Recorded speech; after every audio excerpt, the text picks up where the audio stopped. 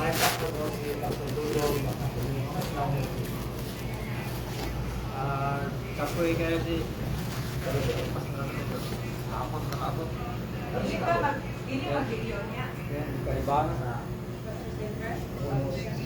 Bumalik na kami yan. Ngayon, lahat ko nung mga kapilat ko. Taga Manila, Pasuludong, silang out na professor na naka-New sila. Pangwang, simbahan na under sa Benjamin na rin. Mas dito sa kalusan.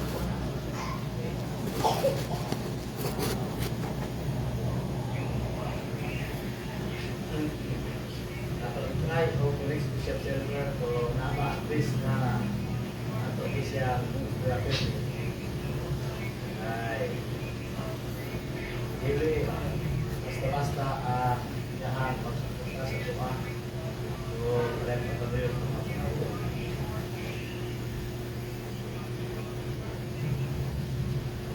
si Bishop Server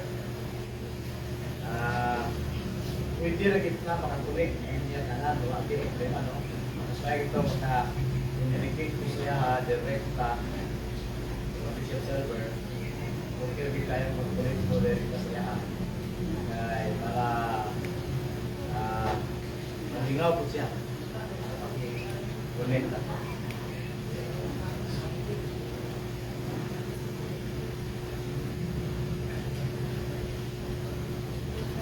muna ang nakalindot sa bitaw koleksyon, kung nakabita ko sa koleksyon. Kung nakabita ko sa koleksyon, yung kisa itong close bitaw gitrin mo. Kahit yun kung mag-close na mo o kanalang kailan mo. So, muna ang ako nakita kung natay mga collections niya nakailalay mo sa pusa sa lugar ng panahon isang ka inside mo communicate sa tao sa kanya dahil yun ang mga level of relationship mo lugay na mo level of relationship ini si Bishop kung napa-impose ano yung project for example ngayon ito ang tinwente mo ganyan ito ang parte kada December sa Thanksgiving lahat ay present na project sa niya at kung kay nagkailangan din niya doon na lang ka ng trust na na-build up kasi ano kay panahon ng video kayo sila nakapikit na dito ingamot din siya na maka-abang na to so muna kay importante trust sa build up na condition sana siya na ato nakamakita. So, lahat namin i-propose dito na katong insurance o kababa naka-renew na kapan karoon sa ika makikita ng tao bago para sa mga class of insurance. Ay katong na-hospital ko more than 600,000 ang gasto. Pagtawag nito sa nakita niya kentang o na alam pa rin siya ngayon. Nakatabang yung Bishop Silver ng 100,000. Tabang ko. Hindi mo ko sa iyo. Sige yung istorya to, sige yung istorya. May kundi siya na nanulan na sa ito ang mga pastors under the faith of Jesus. At ay work out na ay insurance sa mga pastors. So, sakit na kong proposal si Greg Paralito wala na nag-refund si Bishop Silver para sa insurance ang Riga at ang tanan mag-importante ang elected ng mga pastor organization ay sabi ko rin ka na kung committed sa organization ako ko rin katawan at least ini pagka fully supported kada bulan.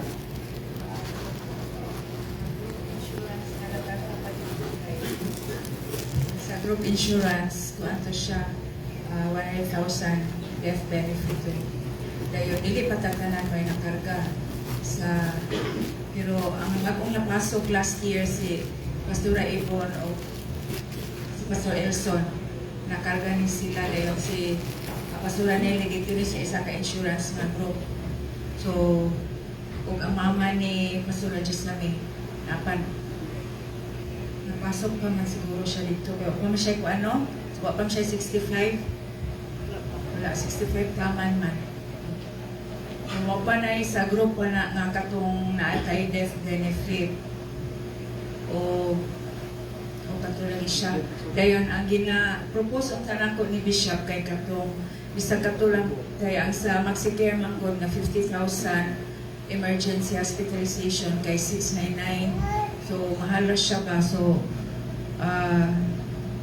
nag-propose ko nga katong nakuha nila pareho sa kuha nila Pastor Peter nga sa Cebuana nga tag 3,000 lang. Pero ang proposal nako dili pa sa tanan kay gamay pa ang iyang sobra sa kwarta ba. O kanay amo ang ginatan-aw karon og pila ang mapasok adto. Kay dili man akong ipropose pila to katawo gani. Diya gamay ra may na kuan na sobra sa kwarta nga sa pagkaon o kani sa mga giveaways nato. O na nga i-bending pa to nako siya. Pero ang naay group na diri kami personal man mi nagkuha. Kami pastor na ami sa MaxiCare then sila Pastor Peter po personal po sila meeting sa DepEd na sa kay Pastor Peter. So I feel nga need ta adto pero lang padayon pa nato nga manihong kung saan na ito nga masulod ang mga priority na ito mga senior pastors dayon mga kanang naagyod nga din na ito sa ministry. Kaya papaka si Jesus, praise God, amen.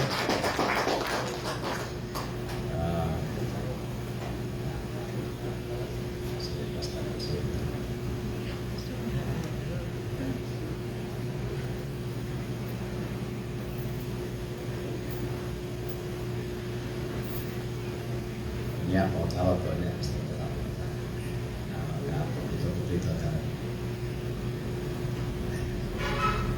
Okay, so, una nga, ang ilang plano ni Bishop Silver, karong 2026, plano sa mo, ani din ni. Pero kasi pa sila, pray kayo na ito na kubido, budget. Pag-anin din ni. Kaya dako kayo og effect ang pandemic sa ekonomiya di lang sa Amerika kundi sa lahat. So, maagil ko sa ato dito, ang ilang gasto dito, kung magasto na din og linibo, kung magasto na linibo dito, dako na po kaya din. Okay. Pero ang ato ang dito ang magyud wala mong dito sa Amerika, ato ang source to ang sa taas. Amen. Pinaka-source to agad sa taas. Na nabintigyan ato ang mindset ato ang source of supply to agad sa Jehovah matod pa ni Pastor Jim Yeri kay Jehovah Yeri Jaira kanang Jehovah Jaira kaya di mo takalo basa siya kalau masih bumasa ko to Hebrew Yeri sa bukan ng Hebrew Yeri nila Jaira Yeri. Layo ara po sa pagbasa. Kaya nga, balik na tag-Jaira. Kaya so, nagpasalamat po sa Ginoo nga nakapa-renovate ka og stage. Salamat sa Ginoo atong papakan si Jesus. Praise God. Nakapa-renovate ka og stage.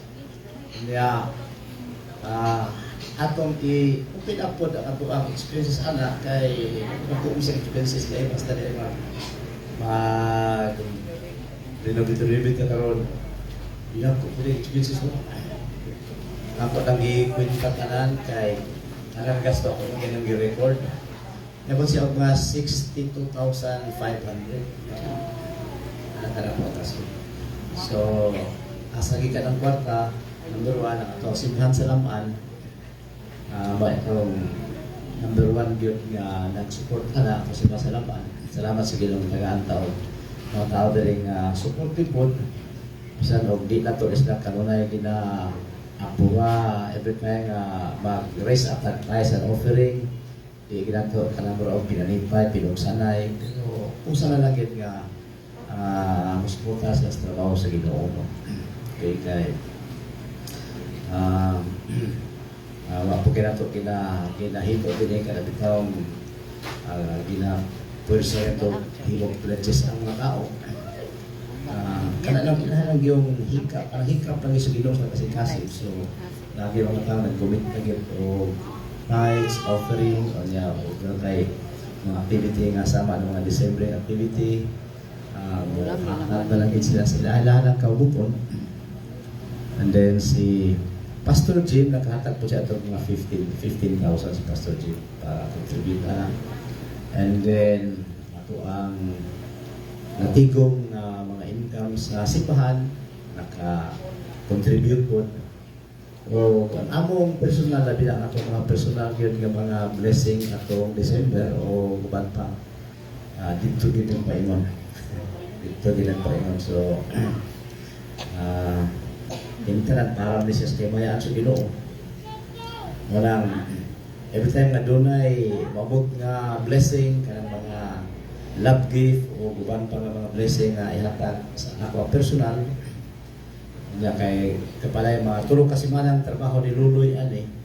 Every time na dunay demand sa material ato paliton nya kada simana nga sweldo, duwa sila tag 1,050 ang ilang adlaw.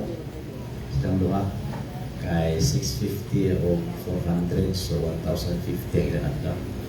Plus snacks, ilang adlaw. So tanong-tanan sa nakita ako sa record niya about na og 62,500. O salamat sa Ginoo nga nakuman lagi siya atong kay ang Diyos padayon nga nagsupply sa pagpahinga. Amen.